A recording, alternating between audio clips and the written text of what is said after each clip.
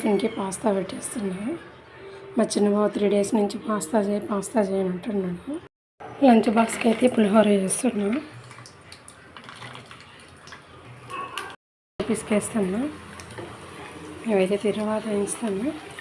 ఇవైతే స్నాక్స్ కోసం ఆర్ని అని చెప్పి ఒలచడానికి పెడుతున్నాను. అలానే పెట్టకూడదు, బాక్స్లో ఒలిచి పెట్టాలి.